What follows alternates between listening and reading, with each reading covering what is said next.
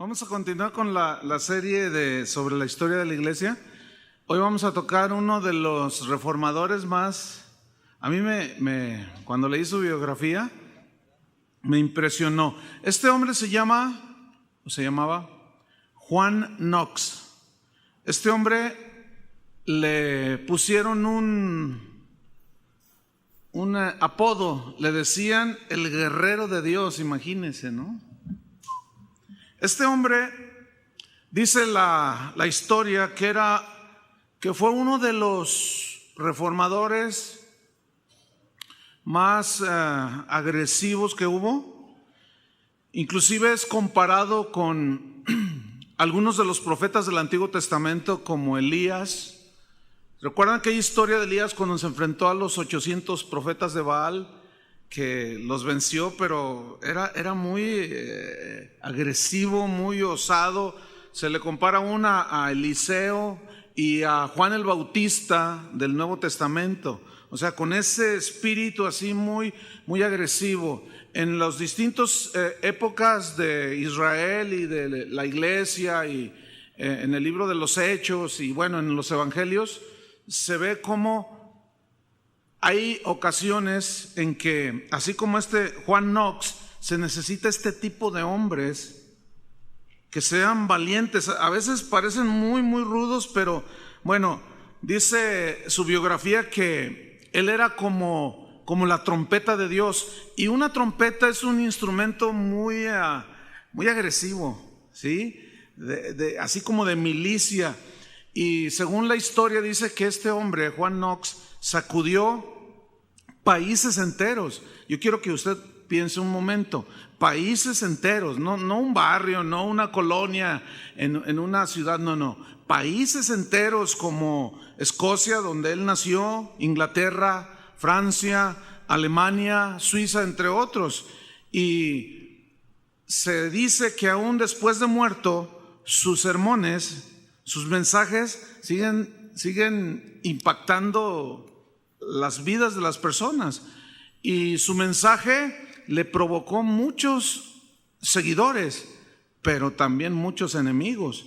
Y así es hoy, cuando usted, por el simple hecho de predicar la verdad, porque el evangelio de Dios en sí mismo es agresivo, ya lleva una dosis de agresividad el evangelio de Dios. Déjeme ponerle un ejemplo. Si usted se para enfrente de un auditorio donde son diferentes religiones y usted les dice, aunque les digan un tono muy suave, y les dice, Jesucristo es el único camino a Dios, ya los agredió. Ya les lanzó algo agresivo y ellos van a decir, no, ¿y dónde queda Buda? ¿Y dónde queda San Gasparín? ¿Y dónde queda San no sé qué? ¿Y dónde queda San no sé qué? ¿Y dónde queda fulano de tal? Entonces, el evangelio, Jesús dijo, yo no he venido a traer paz, sino disensión. Pero no confundan, porque por otra parte Jesús vino a traer paz al que creía en él. Justificados pues por la fe tenemos paz. Pero el mismo mensaje de Jesús trae confrontación. Entonces, el mensaje de Juan Knox, pues aparte de que en sí mismo el evangelio trae confrontación, él era muy bueno, vamos a estudiar un poco acerca de él. Nació en 1514 en Escocia, que en ese tiempo ese país era considerado un país muy atrasado, muy inculto y salvaje. No sé cuántos de ustedes vieron la película de Corazón Salvaje, precisamente. ¿Cuántos la vieron? ¿Se acuerdan de Wallace? Bueno, esa es una historia verídica que se desarrolló en Escocia. Déjenme decirles que fue en ese tiempo. Los que vieron esa película, ¿recuerdan la finta que tenían los guerreros? Pues esa finta tenía con su faldita, porque así son los escoceses. Esa finta es la que tenía de un hombre, pues medía más de 2 metros y era una mole de músculos impresionante. Ya nada más de mirarlo, la gente temblaba. Bueno, pues ese hombre fue contemporáneo de Juan Calvino y muy joven aprendió, fíjense lo que distinguía a casi todos los reformadores, aprendió latín, o sea, se preparaban. estudiaban. Se estudió filosofía, se metió a la Universidad de San Andrés allí en Escocia, y este hombre desde muy joven, amaba a Dios con todo su corazón, pero cuando se encuentra, fíjense, con las verdades de la Biblia, él se mete al estudio de la Biblia y dice su historia que parece como que se repite en la vida de estos hombres, pero eran rasgos que los distinguían, que deben de distinguirnos ahora a nosotros. Entre otros es que él estudió las escrituras en sus idiomas originales, el hebreo, el griego, y sobre todo dice su biografía que él estudió de una manera así casi con lupa el libro de los Hechos, porque acuérdense que ellos están en la Edad Media, ¿sí? En la edad donde las escrituras estaban escondidas, donde todo estaba torcido, donde todo era un negocio, donde la fe había sido arrebatada y ahora la gente tenía superstición. Entonces, él estudió el libro de los Hechos casi con lupa, así, texto por texto, porque él quería sacar lo que él consideraba la esencia del cristianismo. Entonces es muy interesante que este hombre haya estudiado el libro de los Hechos porque encontró muchísimas verdades. También dice su biografía que como un hombre estudioso se puso a estudiar la vida de algunos de los cristianos que fueron llamados los padres de la iglesia, como Jerónimo, como Agustín posteriormente, y dice su biografía que de Jerónimo aprendió que solo la Biblia es la palabra de Dios, que ningún otro libro tiene la autoridad, ni la unción, ni la revelación que las escrituras. Y él decía, igual que otros, si está en la Biblia, lo creo. Si no está en la Biblia, lo rechazo.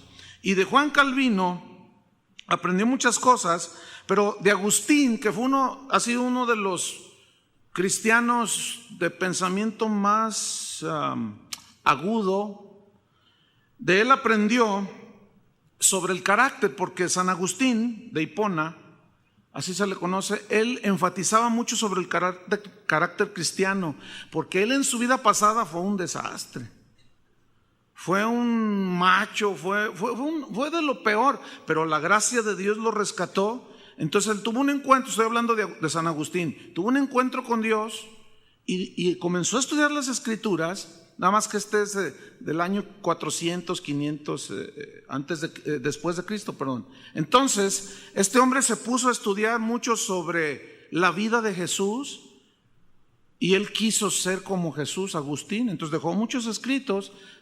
Por cierto, Agustín es uno de los teólogos, es el teólogo por excelencia de la Iglesia Católica. Y yo a veces digo, cuando usted lee la vida de este hombre, dice, y bueno, y si es el teólogo de ellos, ¿por qué no hacen lo que él decía? Porque su vida en realidad es impresionante. Bueno, pues este John Knox aprendió y estudió mucho sobre esto y él concluyó lo siguiente, Juan Knox. Él dijo, si está en la Biblia es la verdad, pero no es cualquier verdad, es la verdad de Dios. No es cualquier verdad, es la verdad de Dios.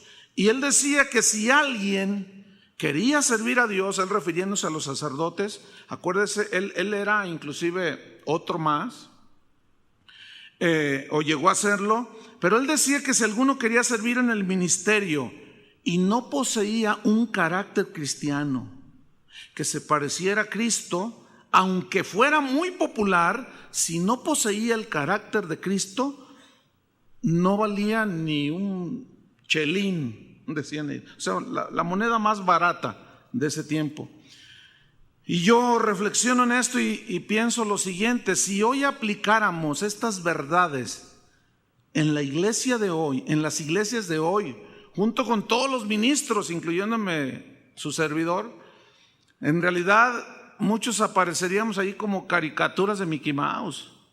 Iglesias que lights quedan cortas por la falta de conocimiento de la Biblia, por la falta de estudiar las escrituras. Y hoy cualquier mensaje es aplaudido, tenga o no apoyo en la Biblia, el carácter de muchos hombres que sirven a Dios no es lo que debería de ser. Hoy, desgraciadamente, se valora más el don que es el regalo de Dios, las habilidades que Dios da a los hombres. Se valora más el don que el carácter.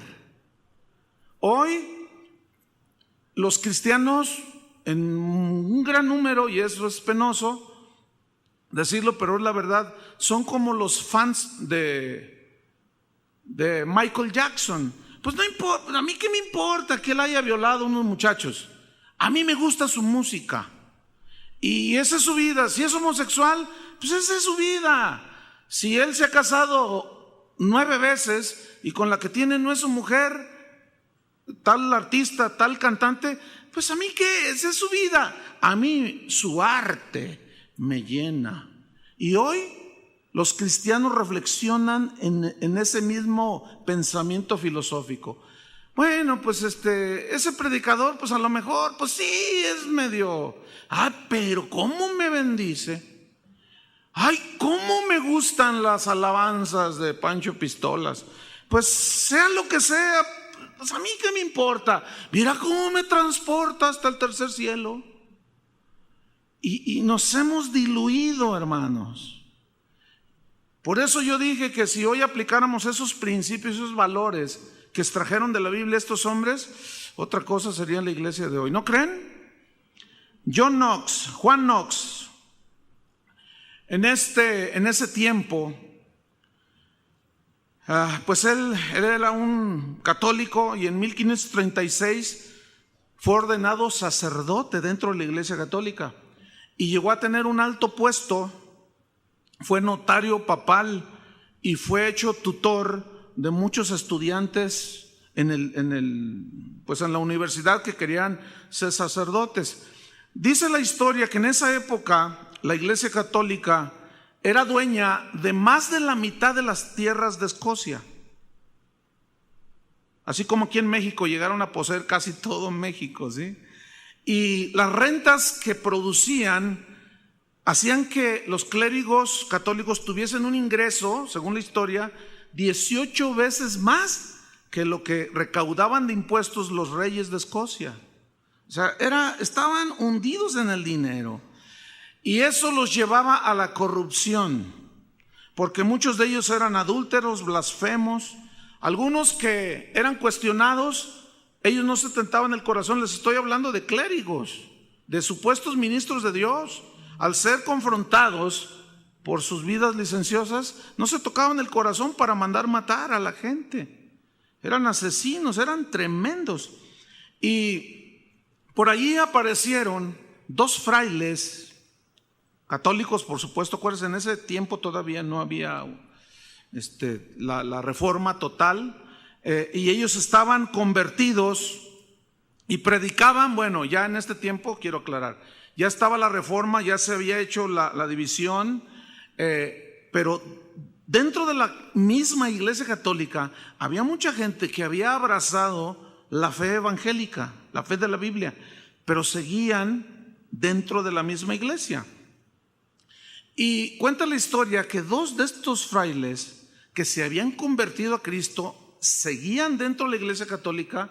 Eran 2 predicadores que iban por los cerros, los pueblos, predicando, y Juan Knox los escuchó.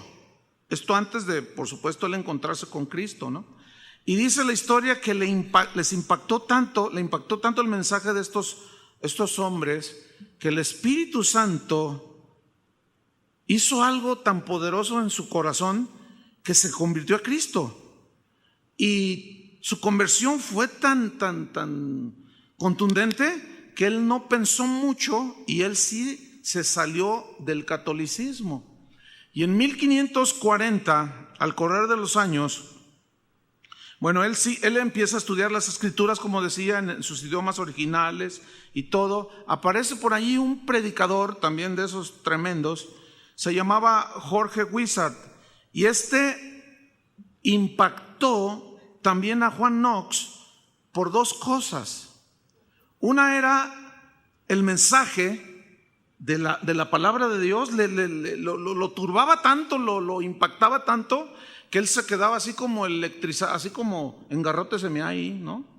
Se quedaba pasmado de oír esas palabras que salían de la boca de estos predicadores.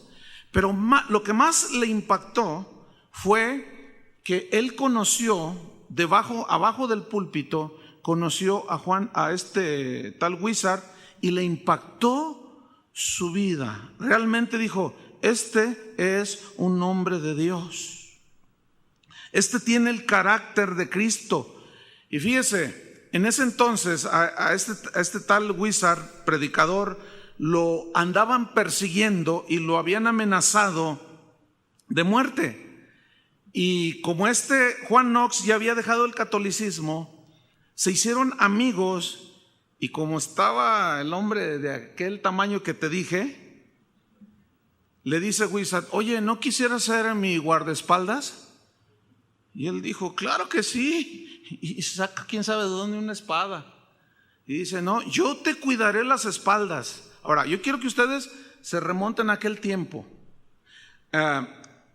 Le voy a compartir unos versículos, hermano, que platicando con una persona, mientras platicaba, Dios los trajo a mi mente. Son los versículos que hemos leído, pero sucedió porque una persona me hizo comentario acerca de un predicador de este tiempo, que es amigo mío, y que le habían hecho un comentario de que él traía guardaespaldas. Entonces, ciertamente yo en ocasiones he mencionado que Jesús no los traía, ciertamente, pero yo le dije: ¿sabes una cosa? Yo conozco a ese predicador. Yo sé que él ha sido amenazado de muerte, porque su mensaje es fuerte.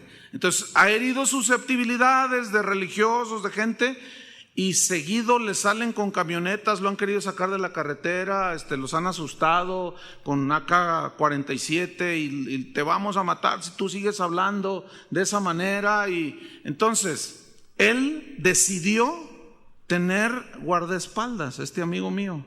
Entonces me dice: oye, pero es que eso. Le digo: no, ¿sabes una cosa? Te voy a leer unos versículos y se los quiero compartir. Abran Mateo capítulo 10. Mateo 10, versículo 16.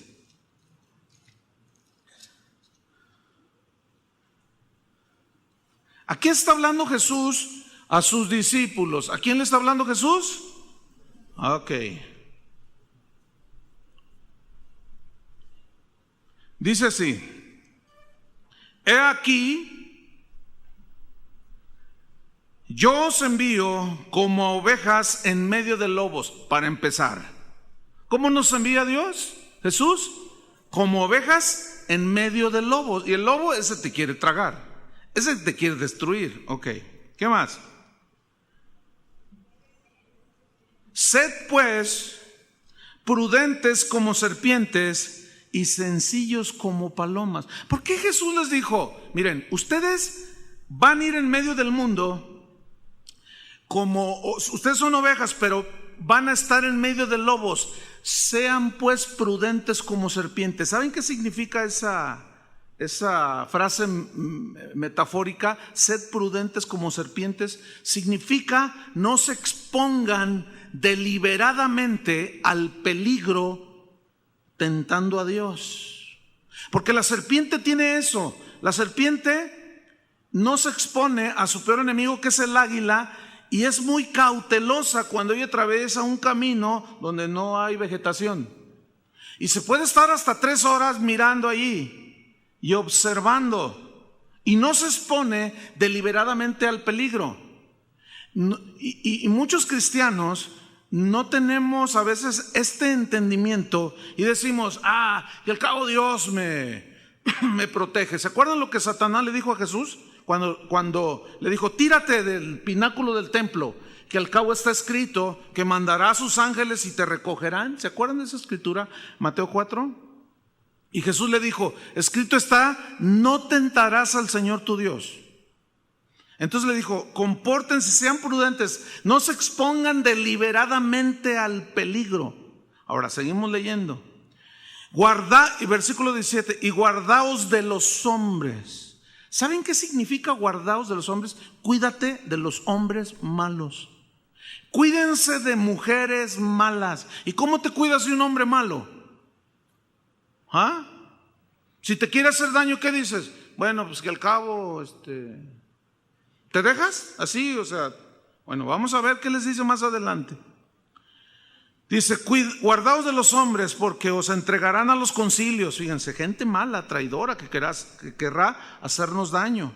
Y en sus sinagogas os azotarán. Y aún ante gobernantes y reyes seréis llevados por causa de mí, para testimonio a ellos y a los gentiles. Mas cuando os entreguen, no os preocupéis por cómo o qué hablaréis, porque en aquella hora os será dado lo que habéis de hablar. Porque no sois vosotros los que habláis, sino el Espíritu de vuestro Padre que habla en vosotros. El hermano entregará muerte al hermano. Fíjense eso, y el padre al hijo, y los hijos se levantarán contra los padres y los harán morir.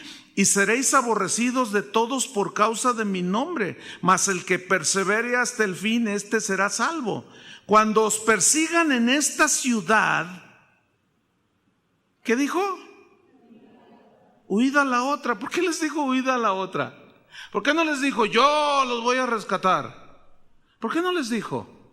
Porque estamos en este mundo y debemos de ser prudentes como serpientes, de no exponernos deliberadamente. Si a mí alguien me amenaza, yo tengo que cuidarme, ¿sí me explico? Ahora, por supuesto que Dios me cuida, pero en ese Dios nos ha dado un sentido común, nos ha dado un entendimiento, y el mismo evangelio nos prueba cómo Jesús mismo tuvo que salir de en medio de ellos cuando lo quisieron apedrear en una ocasión a Jesús, cuando lo quisieron despeñar, ¿se acuerdan? Y pasando en medio de ellos, salió y se iba. A Pablo, el apóstol, lo descolgaron en una canastilla, ahí en el libro de los Hechos. ¿Por qué lo descolgaron? Porque lo querían matar. Entonces yo le decía a esta persona, mira, hay casos en los que se justifica. Una vez un maestro en la escuela biblia, me recuerdo, no sé si mi esposa y Carlos y Berta éramos contemporáneos en el seminario bíblico, un maestro dijo, a ver, ¿qué harían ustedes si tú entras a tu casa, abres la puerta, prendes la luz y te encuentras con un ladrón ahí enfrente y lo encuentras con todas las cosas aquí en su mano? ¿Qué harías? Y nos preguntó, fíjense. Entonces uno dice, no, pues yo le comparto del evangelio. No, nos pintamos solos. Dice, no, pues yo le predico el evangelio. Y otro dijo, no, pues yo lo ato, dice. No, pues yo le leo la Biblia. No, pues yo le digo, no, mira, cambia de vida. Y el maestro nomás nos miraba, ¿no? Y dicen, pregúntenme qué haría yo. Y yo, pues, ¿qué haría usted, maestro? Dice, yo lo agarro y lo meto a la cárcel. ¿Por qué se mete a mi casa? Además, si amenaza a mis hijos y se abalanza sobre mi esposa, yo no le voy a estar... A ver, abre tu Biblia en el Salmo 9. Dice, yo me voy sobre de él, dice, y lo someto. Yo sé que esto puede ser controversial porque Jesús dijo también, al que te hiera en una mejilla, ponle también la otra. Pero si analizamos, no tenemos tiempo para analizarlo, son dos casos totalmente distintos. Porque allí habla de los enemigos y acá es un enemigo fortuito, no sé si me explico. No es del mismo episodio. Entonces, pues encontró trabajo de guardaespaldas y traía una espada. Si hubiera habido cuernos de chivo, traía uno. Miren, una vez, hermano, llego a Guatemala a predicar una iglesia, era la primera vez que yo iba, y cuando llegamos a una iglesia muy grande, cuando entramos, están unos policías con AK-47 y con R-15. Entonces yo entro pastor, pásale pastor. Y yo volteo con el pastor, amigo, le digo, oye, ¿y esos tipos qué? Bueno, Chuy, es que mira, no sé cómo es en México, pero aquí es muy distinto. Aquí en Guatemala es muy distinto, dice. Entonces, a medida que íbamos avanzando en el estacionamiento, en las bardas había, porque eran hermanos, otros eran contratados, con AK-47. Esas armas son de uso exclusivo del ejército, son de las más sofisticadas. Yo le digo, oye, ¿pero los dejan traer esas armas? Dice, es que, Chuy, aquí es diferente. A mí me han querido secuestrar varias veces. Es más, casi me exigen que tenga yo vigilancia aquí.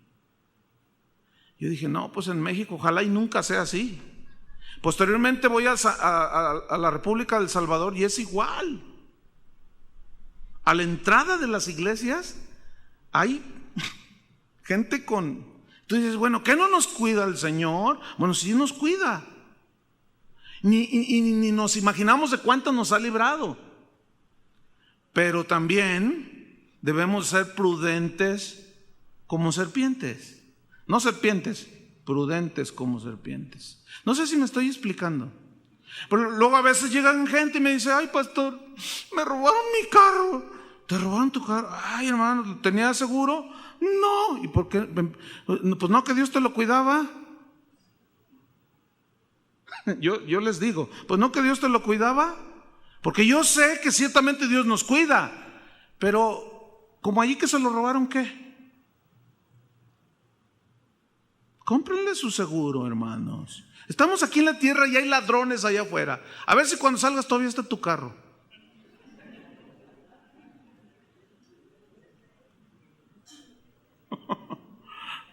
A mí me gusta hacerlos pensar para que, ok, me robaron mi carro, pastor.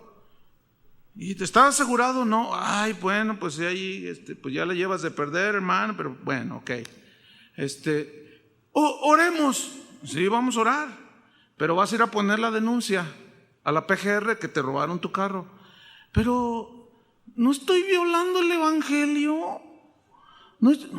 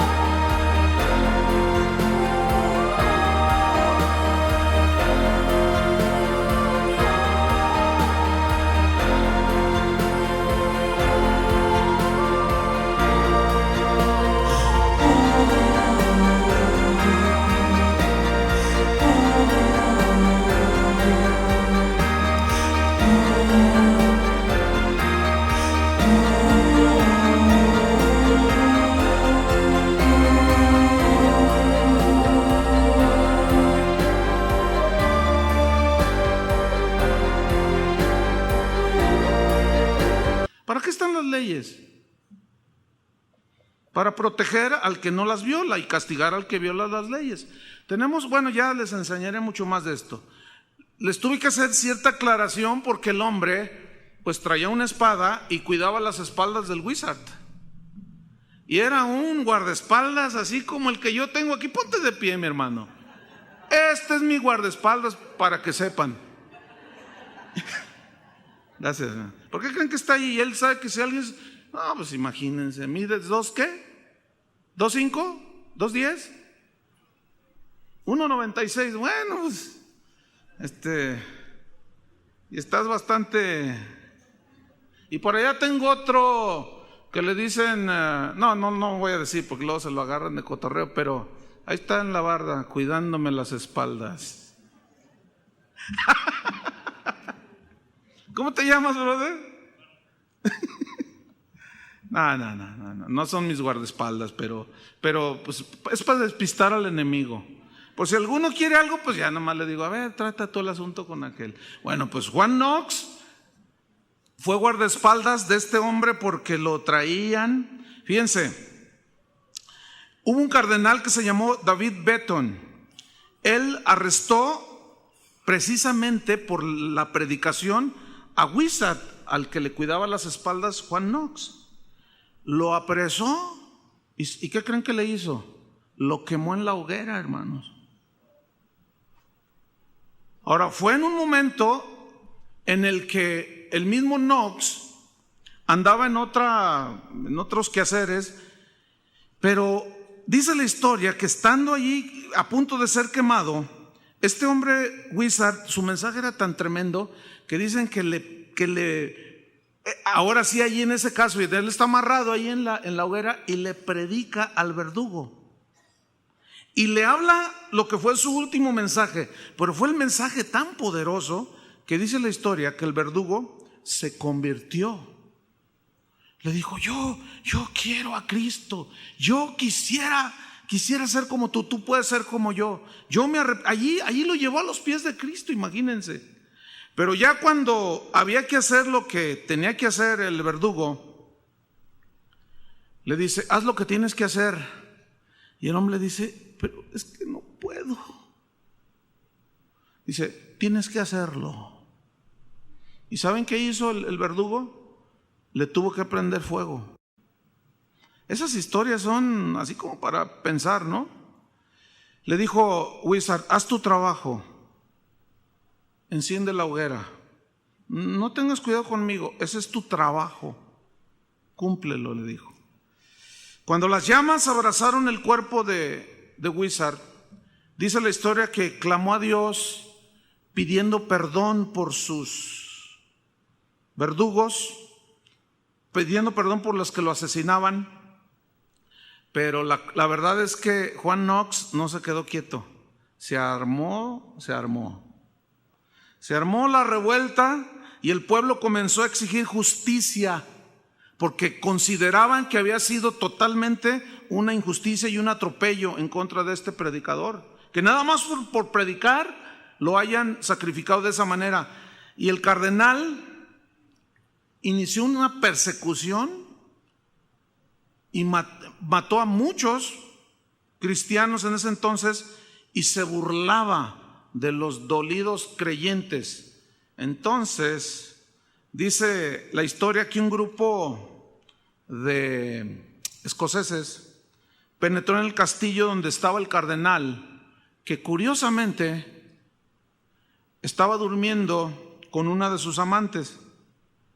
Así como se ve en las películas, que entraron sigilosamente, burlaron la guardia, mataron a 2 o 3 sigilosamente, entraron hasta la misma recámara donde estaba el cardenal, que supuestamente debían de ser célibes, pero estaba acostado allí con una de sus amantes, y cuando lo toma uno de estos escoceses así bruscos, lo tomó del cuello y gritaba el cardenal y decía: no me matéis, soy sacerdote, no me matéis. Pues por eso te matamos, le dijo el otro, y le dieron cuello. O sea, se armó el pleito feo. Pero ¿saben cuál fue el puntito negro en la vida de Knox? Que él consintió con la muerte del cardenal. Y allí ya era un craso error. ¿Por qué un error? Porque la pasión por Cristo, escúchenme bien, no acepta violencia. Eso sí está en la Escritura. O sea, el hecho de ser guardaespaldas era para cuidar. Pero una vez de que ya se armó por venganza y por lo que tú quieras, por injusticia, allí ya los historiadores le ponen un tache a Juan Knox. Porque la pasión por Cristo, el amor por Cristo no acepta violencia. Jesús mismo, cuando fue apresado, ¿recuerdan? Que Pedro sacó la espada y quiso matar a uno por ahí. Jesús le dijo, no, guarda tu espada. ¿Qué no sabes que yo tengo poder de traer ángeles aquí a mi presencia? Si mi reino fuera de este mundo, los ángeles pelearían por mí. Yo no vine a eso. Lo cual reprueba toda violencia que tenga connotación religiosa, y mucho menos a los hijos de Dios, a los cristianos. Sin embargo, ¿qué hizo el cristianismo?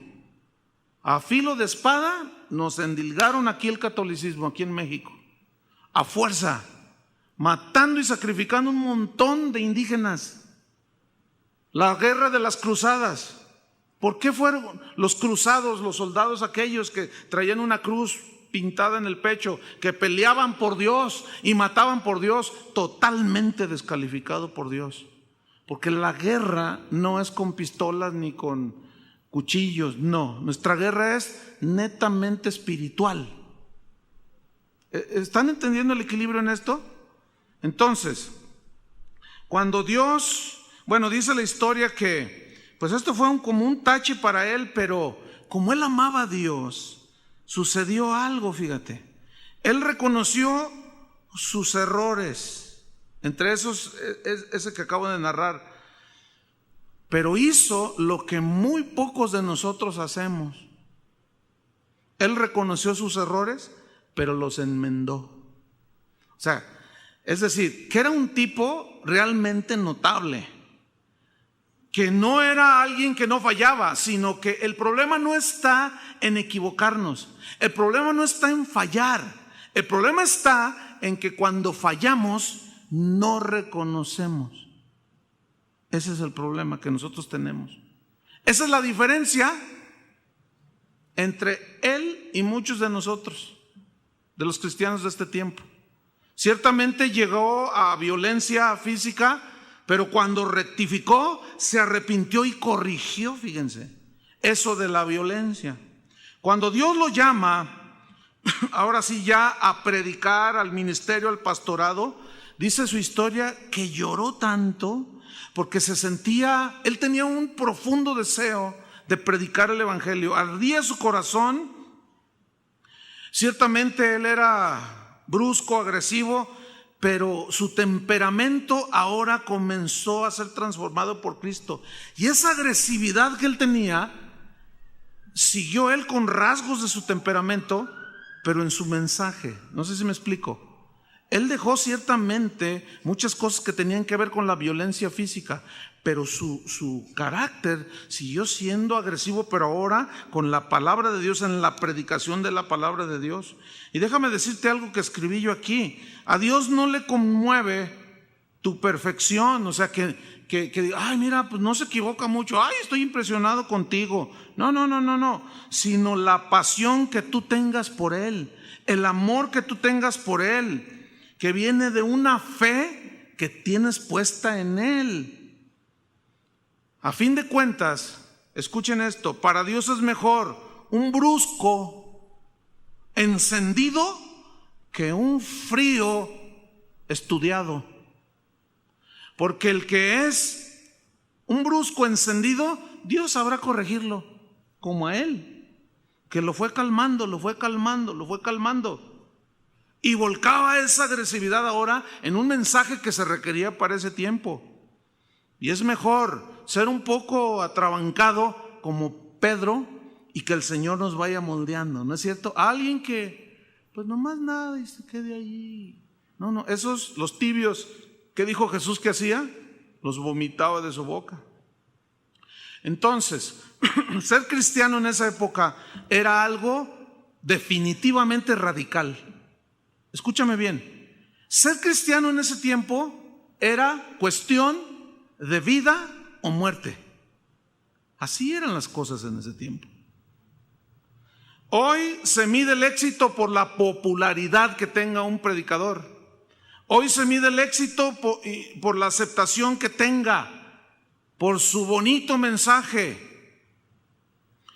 por los dones que tenga, por la simpatía. Hoy el anhelo de muchos predicadores es salir en la televisión. Cuando ya salen en la televisión predicando, ya se sienten realizados. Y lo presumen por todos lados. Yo predico en la televisión. Entonces, como la televisión te da un escenario, pues la gente te puede conocer. Y si tus mensajes son light, pues vas a tener un montón de gente allí que te escuche muy a gusto, ¿no? No, nosotros no nos metemos en problemas. Nosotros hablamos un evangelio, una palabra. Dios los quiere hacer rico, hermanos. Aquí no usamos la palabra pecado. El otro día un hermano que empieza en el ministerio me habló y me dice: oye, Chuy, estaba totalmente desconcertado porque fue a una iglesia aquí en México, ya en México, y aquí bien cerquita, que viene, me llama y me dice: oye, Chuy, dice, es que estoy bien sacado de onda. ¿Por qué? ¿Qué pasó? Es que me invitó fulano de tal. En este caso me reservo el nombre, no es para tener que decirlo, pero dice: es que me dijo, mira, no digas Jehová, no digas hermano, no digas iglesia, no digas pecado, no digas iglesia, di grupo, nuestro grupo. No digas Jehová, di Dios, porque Jehová asusta. Tú dices: ¿de dónde rayos sacan eso? Entonces imagínate, ¿a dónde vas tú? A un grupo. ¿Y en quién tienes aquí adentro? A Dios. ¿Ya te arrepentiste de tus pecados? ¿Qué es eso? Es que no hay congruencia, me explico. Es un mensaje totalmente diluido. Y eso, hermanos, desgraciadamente en este tiempo, eso es el éxito. Pero Dios mide el éxito por nuestra pasión por Él y por el amor que tengamos a su palabra. ¿Cuántos aman a Él? ¿Cuántos aman su palabra? Eso es lo que Dios ve, fíjate. Y por el fruto que demos en su reino. Bueno, volviendo a Juan Knox, este hombre combatió, rechazó, habló en contra del error en ese tiempo, obviamente de la Iglesia Católica de ese entonces.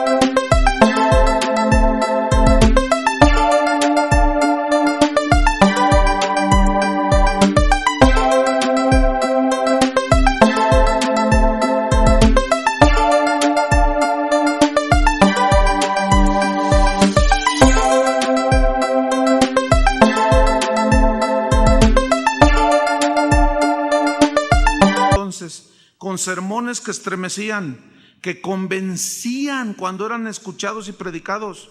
Sus sermones siempre los basaba en las Escrituras. Fíjense, ¿lo van a creer que el domingo ¿cuántos vinieron el domingo? Bueno, ¿se acuerdan del mensaje? Miren, pocas veces yo he tenido que dar toda una explicación nada más por una sola palabra en la Biblia, para que la gente lo entienda. Bueno, pues hubo una persona que dijo: ay, no, qué aburrido. No, yo me voy donde me emocione. Dije: no, pues váyase donde la emocionen. Imagínense, yo la puedo emocionar y mandarla al infierno. Eso es lo que quiere. Qué increíble, ¿no? Y yo le digo a mi esposa, tanto bueno que hay que decir y enseñar. Nunca, miren, no terminamos esta vida de vivirla y nunca vamos a poder estudiar el 100% de lo que está en este libro maravilloso. Como para andar con esas cosas. Bueno, yo dije, no, pues qué bueno que se defina de una vez, ¿no? Si quiere entretenimiento, pues váyase a ese club, váyase a ese grupo, váyase a esos lugares donde cualquier cosita allí se dice, pero en fin, esas son cosas que por un lado dan tristeza, pero por otro tú dices, bueno, al menos se definió, ¿no? Pues este Juan Knox basaba siempre sus mensajes en las Escrituras, y él en uno de esos mensajes dijo que la Iglesia Católica, va a sonar fuerte, pero pues esto lo dijo él, dijo, es la sinagoga de Satanás. Pero lo dijo, imagínense el monote aquel así, y hablar con esa vocerrona que me imagino que tenía, no había micrófono, tenían que gritar. Aquel hombre era impresionante, ¿no? Y decir, es la sinagoga de Satanás. El Papa dijo, es el anticristo. Este cuate estaba, dijo así, orar por los muertos es brujería, dijo. El purgatorio, dijo, es un invento recaudatorio. Así dijo. Y bueno, yo me aprovecho de esto que él dijo para decir que hoy, los eventos de hoy son eventos recaudatorios. Fíjense, entró un correo, que cuántos boletos me traían porque va a venir un artista cristiano, porque vamos a traer el espectáculo, así dice, hermanos, de fulano de tal. ¿Y cuántos boletos quiere que le llevemos? Porque traemos a Guadalajara el espectáculo de Pancho Pistolas. Imagínense, hermano. Pues no, mira, nosotros no. ¿Ustedes quieren espectáculo? Lo traigo a Lagrimita. Pues les hago, si quieren un buen espectáculo, pues les traigo a Luis Miguel. Ese sí canta. Nomás que les va a costar una lana. Ya se convirtió. Puros inventos recaudatorios. Y la gente se la cree. Bueno, eso provocó, lo metieron a la cárcel. Híjole, gracias a Dios por la libertad que tenemos. Yo puedo decir cosas y hablar pero esos hombres de los que hemos estado hablando dieron su vida, hermanos. Wow, eso yo, bueno, lo valoro. Entonces provoca ser apresado, lo llevan prisionero, pero lo llevaron prisionero durante casi 2 años, hermano, a los barcos en alta mar. ¿Se acuerdan que eran de remos? Y eran impulsados por la fuerza que imprimían a los remos los esclavos. Pues de eso lo agarraron y lo trajeron durante casi 2 años remando junto con otros 200 esclavos. Y como él era bastante fuerte, dicen los que estaban junto a él que cuando él remaba siempre estaba orando y cantaba. Dice la historia que en una ocasión en pleno alta mar descansaron a los esclavos que dejaron de remar y los subieron a todos a la cubierta. Entonces los marinos escoceses que iban al mando de ese barco sacaron una imagen de una virgen. Entonces dijeron: esclavos, todos venid, postraos y besad los pies de nuestra Santísima Virgen.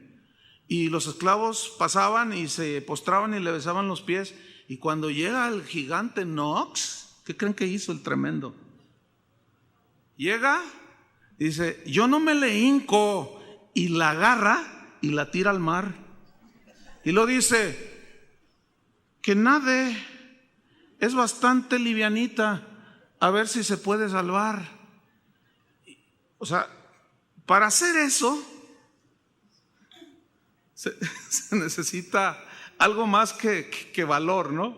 Bueno, fíjate lo que dice la historia. Algo había en ese momento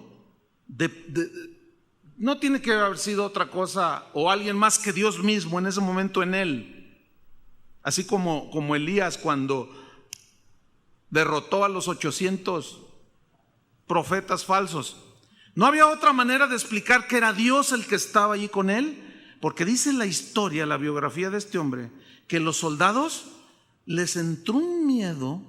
Uno se brincó para salvar a la Virgen en lugar que la Virgen lo salvara. La llevaban para que lo salvara y resultó el soldado salvando a su Virgen, ¿no? Pero que dijeron que nadie lo toque, ni le dirijan la palabra, ni lo obliguen otra vez a que bese a nuestra Santísima. Dios, fíjense, de alguna manera también preservando. Es que son casos muy extremos, no sé cómo usted lo esté captando, pero así se daba en ese tiempo. Él, cuando ya finalmente no pudieron hacerle más, lo dejan libre, pero él siguió predicando. Y en una de sus predicaciones, él dijo algo muy, muy fuerte. Él hizo un análisis sobre lo que es la misa y dijo: es una diabólica profanación de la cena del Señor. No se medía este hombre. Híjole, yo leo esto y muchas más cosas, porque debo recordarles que yo tengo que sintetizar muchas cosas, porque si no es mucho y no, el tiempo es limitado, pero yo veo esto y digo, wow, la pasión que él tenía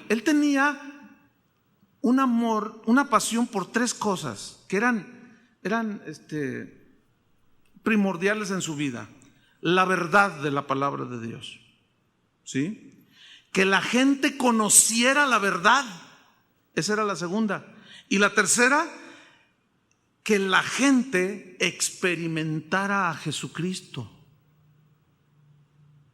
Voy a repetirlo otra vez. La verdad del Evangelio. O sea, predicar la verdad del Evangelio. Número 2, que la gente conociera la verdad. Era un desesperado porque la gente conociera la verdad del Evangelio. Yo leo esto y digo, yo quiero eso.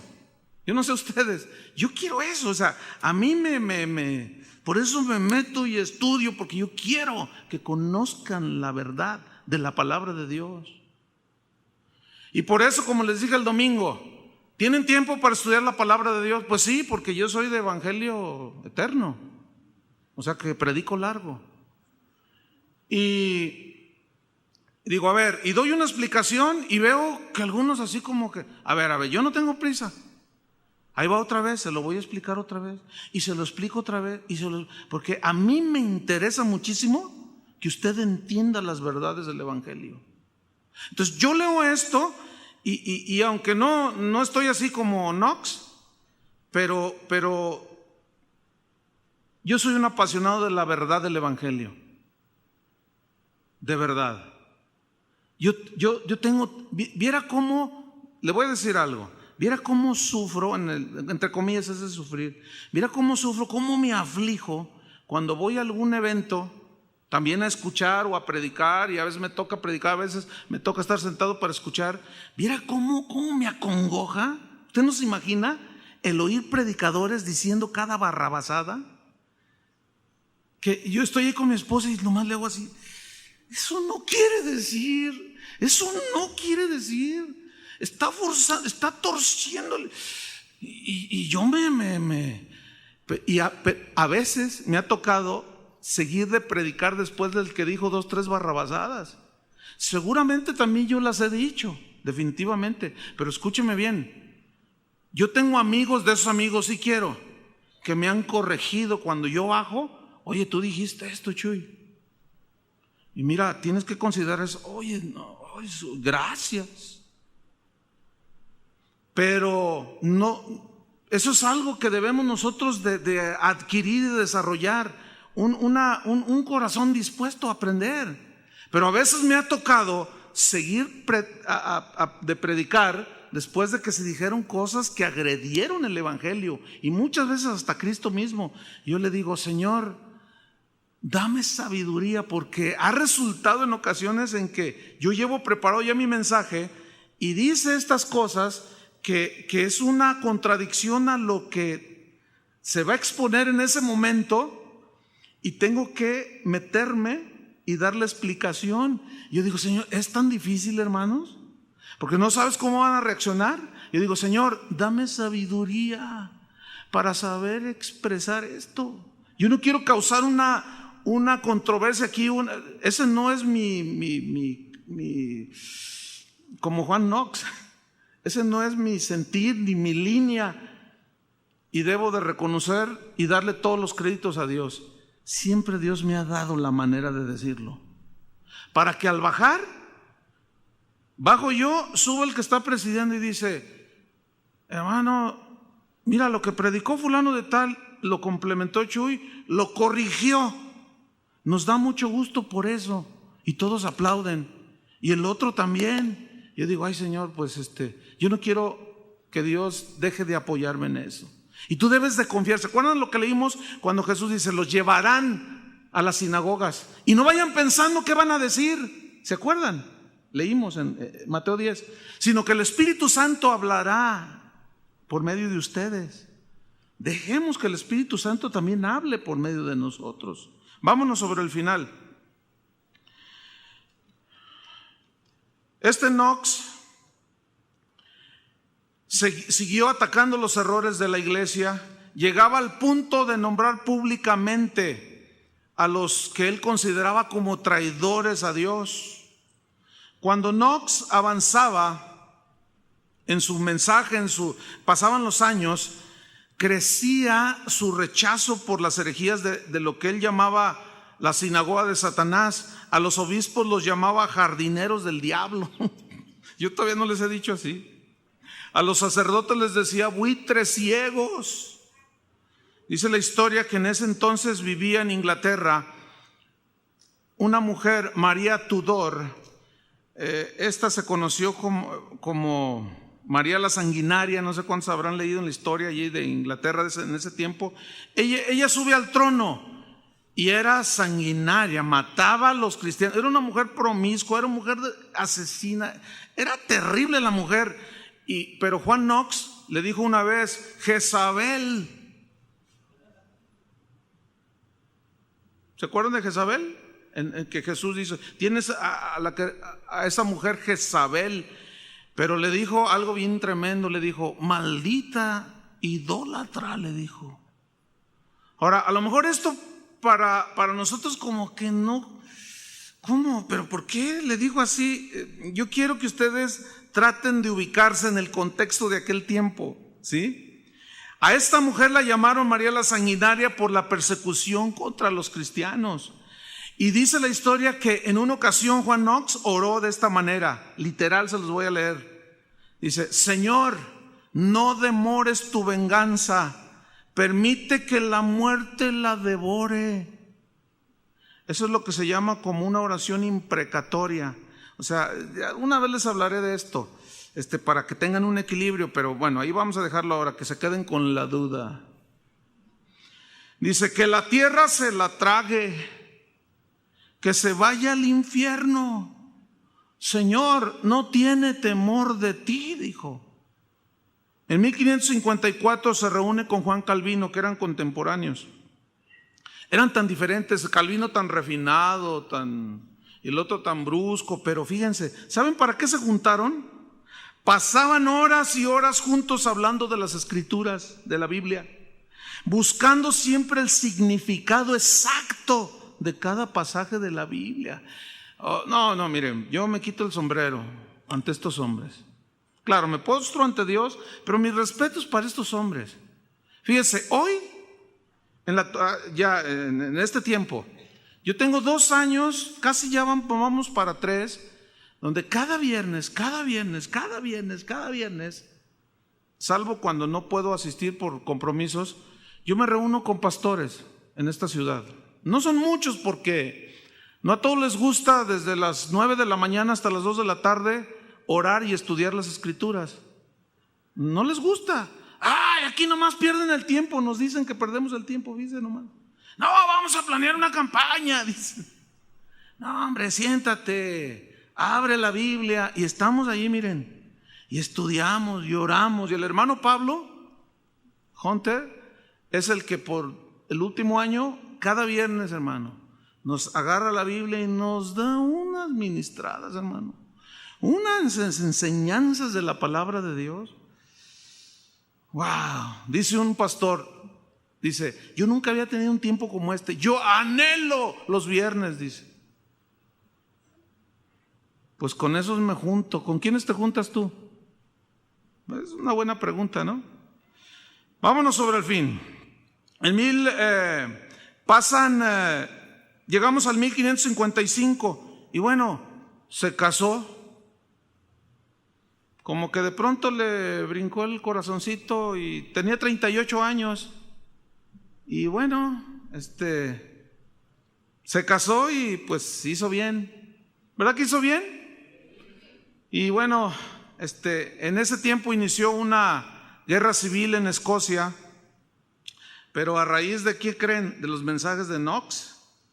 O sea, dice la historia que en una ocasión él estaba predicando y un sacerdote lo interrumpió y dijo, eres un hereje, mentiroso y que no sé qué, y le empezó, y te reto a golpes, y el sacerdote era bravo, y Juan Knox ya estaba moldeadito, ya nomás lo miró y dijo, no, pero un muchacho que lo estaba oyendo le dijo, cállese, porque Dios él sentía que él estaba hablando, usted muchacho, y agarró una piedra el muchacho, dice la historia, y se la lanzó y le pegó, casi lo mata.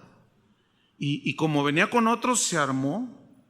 O sea, yo quiero que, otra vez les reitero, que todo esto lo ubiquen en el contexto de aquel tiempo. Eran tiempos bien tremendos.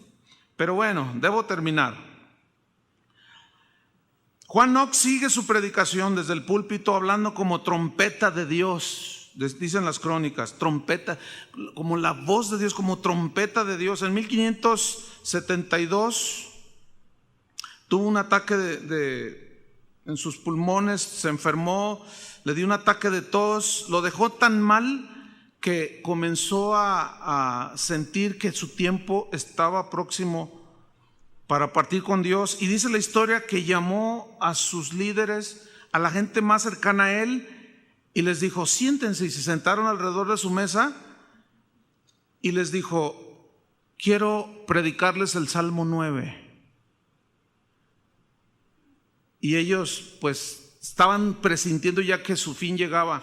Y dicen los que lo oyeron, que posteriormente escribieron, que fue uno que predicó el Salmo 9 por horas y horas y horas. Si ustedes leen el Salmo 9, no lo vamos a leer, se nos fue el tiempo, pero es bastante largo y sustancioso, donde habla de los enemigos que fueron vencidos, que Dios le dio victoria sobre sus enemigos. Pero dice la historia que agarró frase por frase y la desglosaba, y que estaban aquellos hombres llorando y escuchándole por horas sobre el Salmo número 9. Ahí después, en noche, ¿me prometen que lo leen? Bueno, para que les cobre más sentido esto. Y bueno, al final dice la historia que los encomendó a Dios, todos lloraban. Dicen que en su agonía él pedía que le leyeran el Evangelio de Juan, que fue ese Evangelio el que a él, cuando lo leyó, se encontró con Jesús. Les pedía que le leyeran salmos. Él ya estaba muy mal, y a veces estaba tan mal que le preguntaban, ¿estás escuchando, Juan? Y él respondía en un susurro, escucho y entiendo lo que están leyendo como nunca lo había entendido. Qué impresionante. Ordenó que le hicieran un ataúd. Ya pronto está mi muerte. Sentía morir. En sus sueños y en su agonía gritaba. Decía, vivan para Cristo, gritaba. Y ellos mismos se asustaban, porque de pronto como que abría los ojos y gritaba, vivan para Cristo. Y luego gritaba tan fuerte que retumbaba aquel cuarto y le decía, Señor, Jesús, decía, cuida tu iglesia. Qué hombre, ¿no? Finalmente, el 24 de noviembre de 1572, pide que le lean Juan 17. donde él había clavado su ancla de fe, dice la historia de él. Y un grupo de personas que oraban alrededor de su cama le preguntaron: Juan, ¿oís? Le preguntaron así, les voy a leer literal: Juan, ¿oís que oramos por ti? Él contestó: los oigo y alabo a Dios por sonido de oración tan celestial. Y dice la historia que repentinamente exclamó: ya viene el Señor por mí, que levantó su mano derecha y de pronto la dejó caer y fue su último suspiro. Había muerto el guerrero de Dios.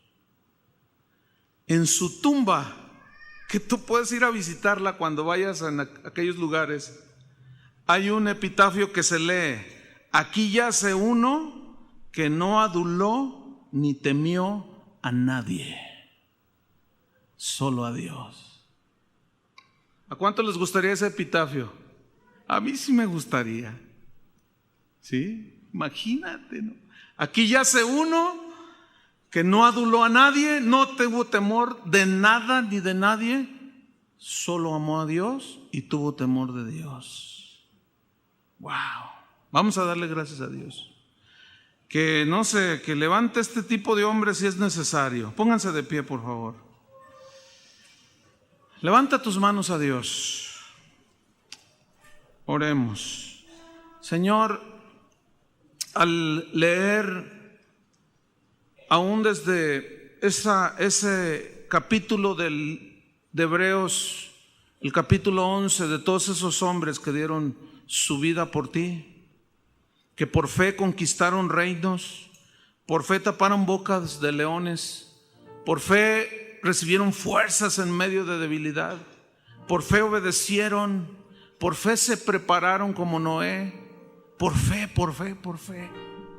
Después vemos en el desarrollo de la historia de la iglesia a gente que siguió con esa misma fe, como este hombre, que por fe fue un guerrero, que por fe obedeció y ciertamente pasó muchos sinsabores y sufrimientos, pero el amor que te tenía, Señor, el temor que tenía de ti, el amor a tu palabra, lo hizo ser un guerrero de Dios, que no tuvo temor de nadie ni de nada.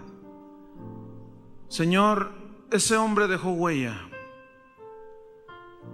Ese hombre es recordado. Y tu palabra dice que al que honra, honra. Y han pasado casi 500 años y hoy lo recordamos como a los héroes de Hebreos 11. Pero ¿y qué con nosotros, Señor, en siglo XXI? ¿Qué con nosotros, Señor?